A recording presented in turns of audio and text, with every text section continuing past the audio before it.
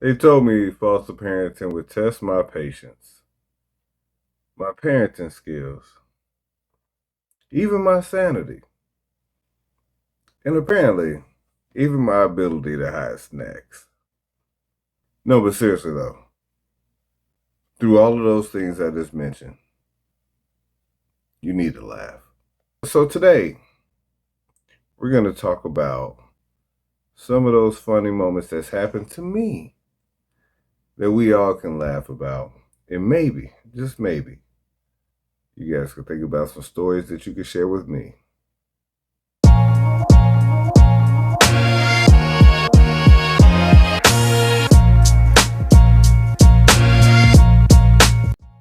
What's going on, good people? Welcome back to the Foster Parent Blueprint, where we share real stories, real struggles, real laughter.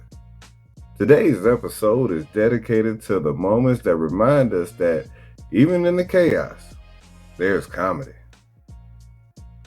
See, when people think about foster parenting, they picture the hard moments, kids that won't listen, kids that don't belong to them, court dates, paperwork, emotional conversations, parents that didn't do right.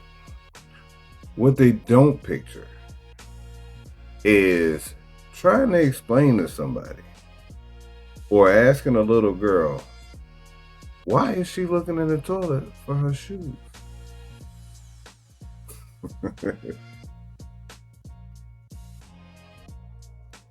Now, stuff like that happens all the time, right? And I say it happens all the time. Not that kids look in the toilet for their shoes all the time, because who would lose their shoe in the toilet, right? But conversations happen all the time, and even during teacher moments, comedy happens. And so I remember it was like around Thanksgiving, right? We had some kids come through our home by this time, and we had some older kids at the time. I think one of them was 7, the other one was 9. It was a girl and a boy, and the boy called himself making fun of the girl, and that's kind of how I. They all have nicknames and different monikers. So if you hear me talking about the boy and the girl, it's a 7-year old and a 9-year old that live together at the same time that we're not related. I have a group of 3 that was like number 1, 2, and 3.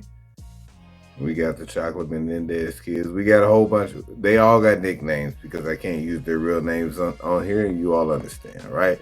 And so these are all people that we will grow to know and love and become characters and people that we can reference when something happens in your foster parenting experience that you need to refer back to.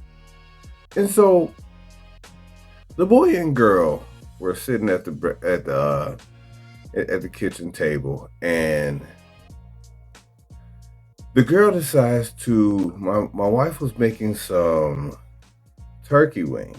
She had pulled out these big turkey wings, right? I was gonna put them on the grill, and the girl looks over at the boy and was like, that turkey is as big as your head.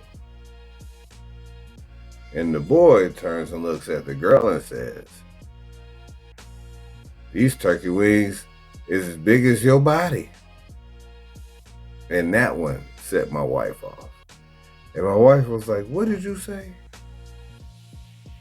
Because we don't do any of that body shaming around here. Her body is not supposed to be the point of your jokes and fire. And I was sitting over on the side like, what is fodder? I don't know. I don't know what that means. And so a little bit later, I turned and I looked at my wife, and like she had kind of finished fussing, and I was like, "Hey, baby, what's fodder?"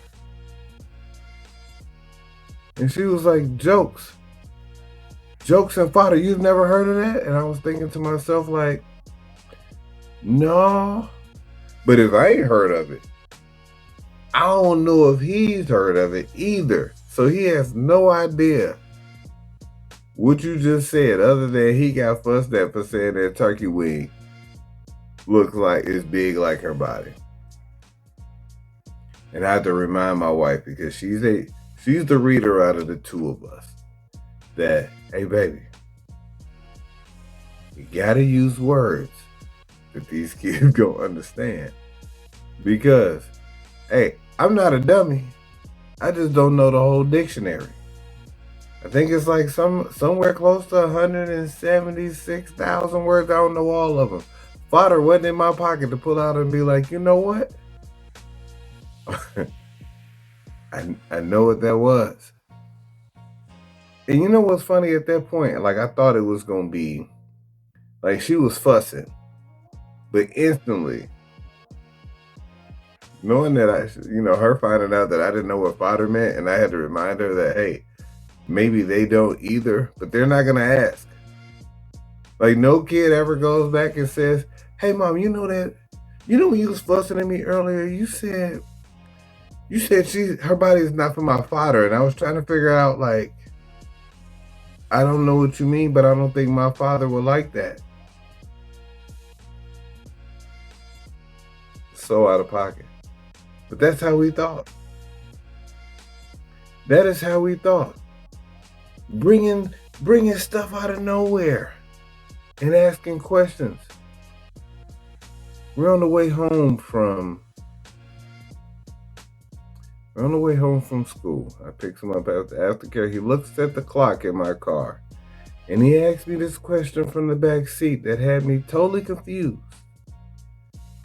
Mr. Jason, is it 5:79 p.m.?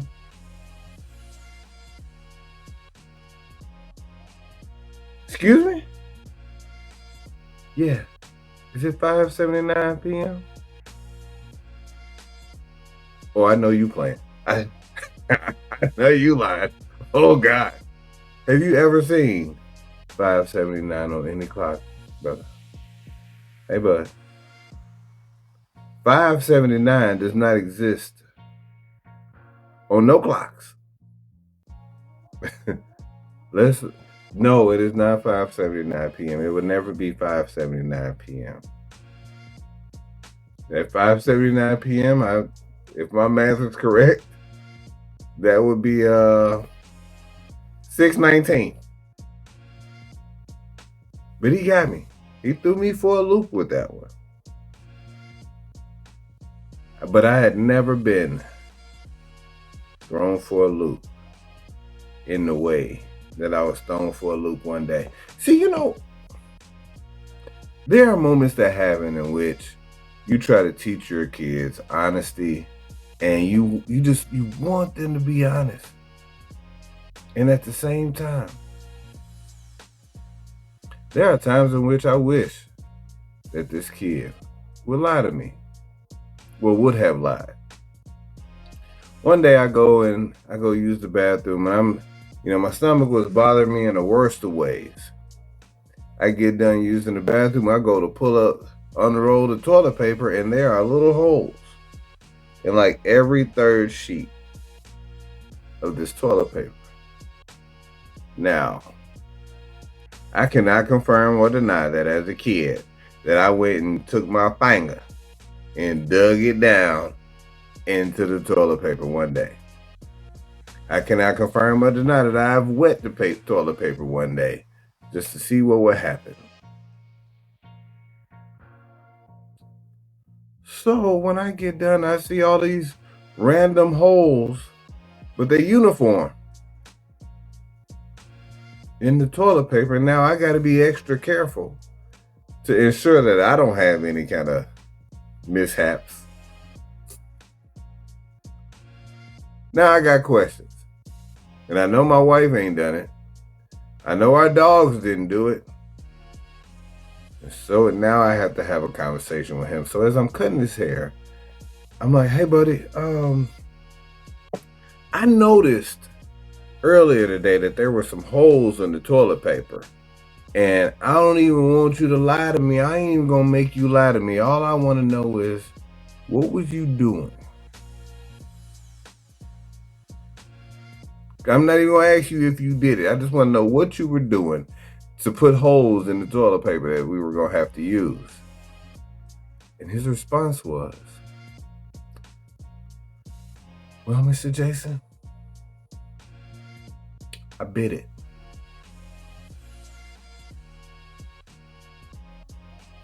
What? Yeah, I bit it. No, you didn't. No, you didn't. No, you ain't. Oh, no, you did not put your mouth on some toilet paper and take a chunk out. You did not. You know you didn't. I know you. I know you lying. Oh yeah, Mr. Jason, I bit the toilet paper. Uh, Were you hungry? Did you want to know what it tastes like? Like, why are you in the bathroom eating toilet paper? Can you help me understand that? And he was like, Mr. Jason, come on now. I would never eat toilet paper.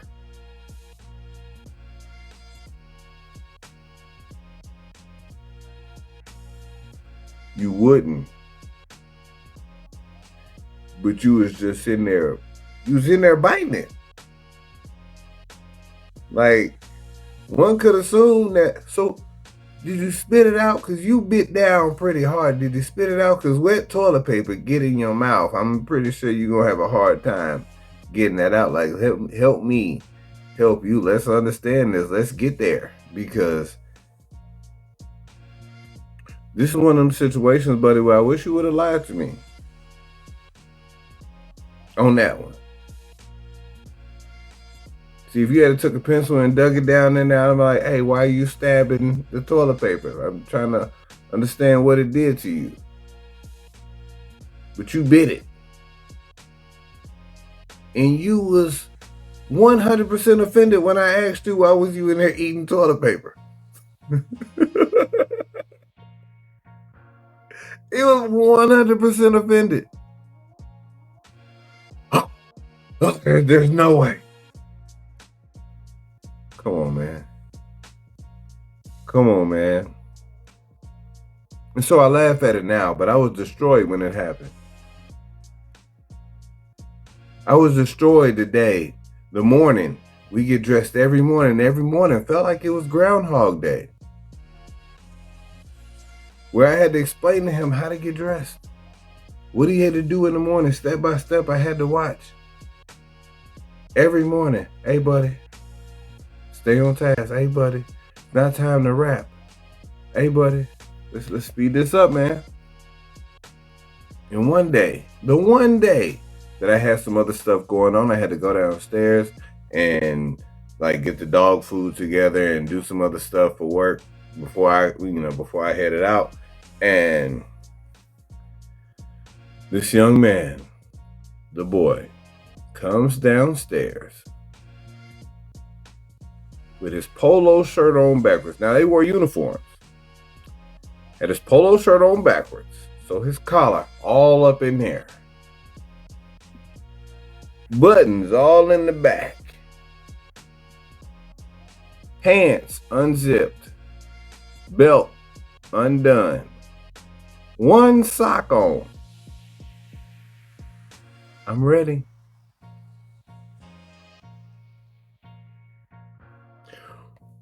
To do what? What you ready to do? Because there's no way that you ready to go anywhere looking like this. I know that there's no way. But like those mornings were so draining. So draining because this was a daily occurrence that having to get up and watch and stay on top of it, make sure that these things are getting done so that you can get dressed and do the same thing that you've done every day for the last year and a half at that point. I was like, you have been to school at least 100 days by now. and you ain't figured out how to get these pants on right and this shirt on correctly. That, you know what? I'm not even telling y'all everything that he did. Jack bed, Spider-Man in the shower, like these things happen. So to every foster parent watching, I know some days feel overwhelming. But listen, don't forget to laugh, yo, because it's gonna be one story that stressed you out in the moment that you're gonna be laughing at for years to come. That's gonna be the story. It's gonna be one of them. One of the many stories. One of the many stories that hopefully when the kids get a little older, they can come back and ask you, hey, you remember that time? Hey, you remember that time? Now see, 1, 2, and 3, number 1 and number 2, they were both the oldest. They were boys. We talked about their sister listening to Marvin Gaye and reaching out and grabbing my finger and choosing me and stop crying after, 3 days. I took number 1 and number 2 to the movies one day. And I know that we went to go see Avengers Endgame. And I think that was the last time. That was the last time that I've been to a theater to go see Endgame. That was the last time I took kids. I think that might have been the last time I've been to the theater in general. They ruined it for me. On the way to the movies, we stopped at Dollar General. I let them grab a couple of candies or whatever. I stuck them down in my pocket while we were on the way to the theater. I had already purchased the tickets online, so they were just on my phone. And the oldest, number 1, he looks up, and as we're standing in line, Mr. Jason, I think you forgot our candy. Hey, I ain't forgetting nothing. Don't worry about it. I ain't forgetting nothing. Hey, be quiet. But Mr. Jason, I didn't see what you did with it in the car.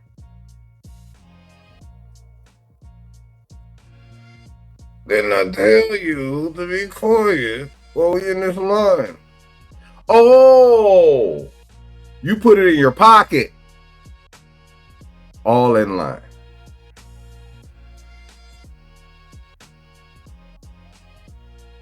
No, I did not. But don't worry about it. And so, luckily, I didn't get frisked when we went in there or wandered or anything like that. We go in. Hey, boys, it's a long movie. You gotta use the bathroom. No, Mr. Jason, I used it before we left. We used it before we left. Hey, man, it's a long movie. No, we good. So we get in. We in one of the nice theaters. The seats recline. They in there playing with it.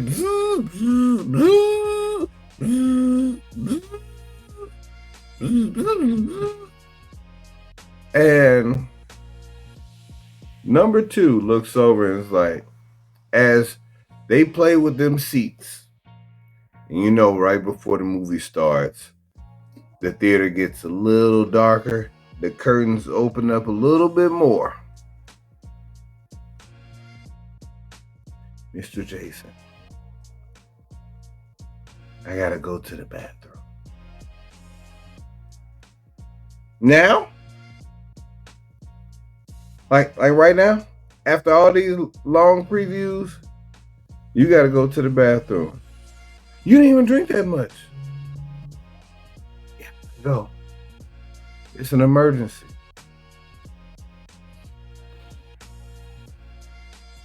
So I take him to the bathroom. Now he's a little guy at the time, so I have to take him. We go to the bathroom. He can't reach the urinals, so he goes to the stall. And when he gets in the stall, he turns around and sits down, raw booty and all. Kablooka? Kablooka? Bro, you in here boo-booing right now? Oh no, I know you're not boo-booing right now. I know you're not. All I'm thinking about is all of this money I just spent on these tickets and this boy in here boo-booing.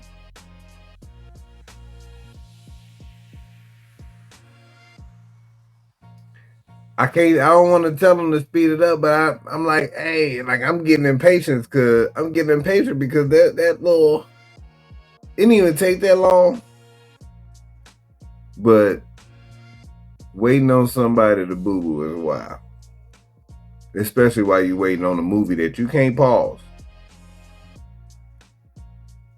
So we wrap it up, we wash our hands. Now, I hadn't seen the movie before, but number one is still in there. He's a little bit older.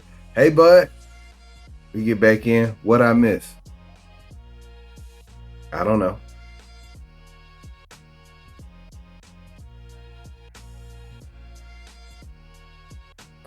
What you mean? You been in here. I don't know what I missed.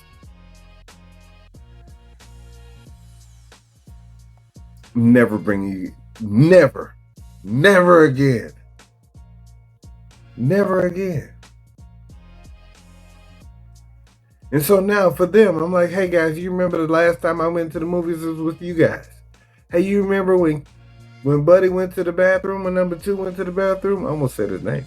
But number two went to the bathroom and he went to go boo-boo during the movie that you wasn't watching. So now I'm wasting money on you not watching the movie, him being in the bathroom and me having to go with him.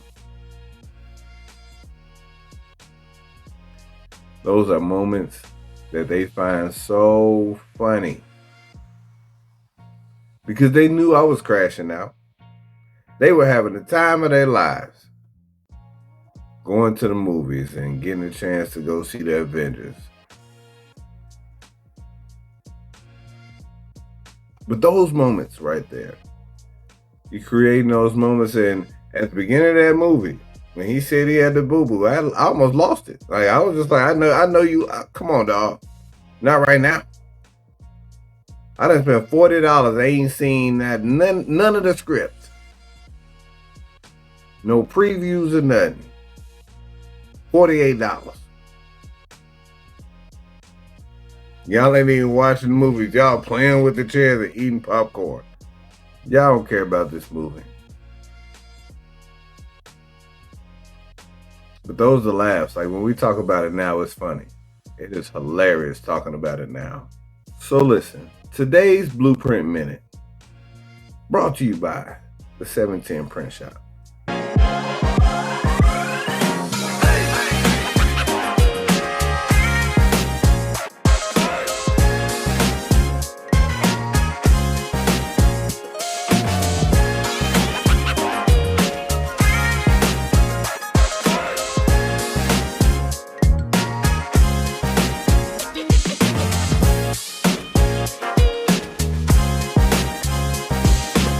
If you're looking for some gear, hit up www.the710printshop. That's www.the710printshop.com. I will have some false parent blueprint shirts on the site. Go ahead and check that out. But check out the Blueprint Minute. Tonight, before you go to bed, think of the funniest thing that happened this week. Not because the hard times not real, but the joy that you have when something funny actually happens.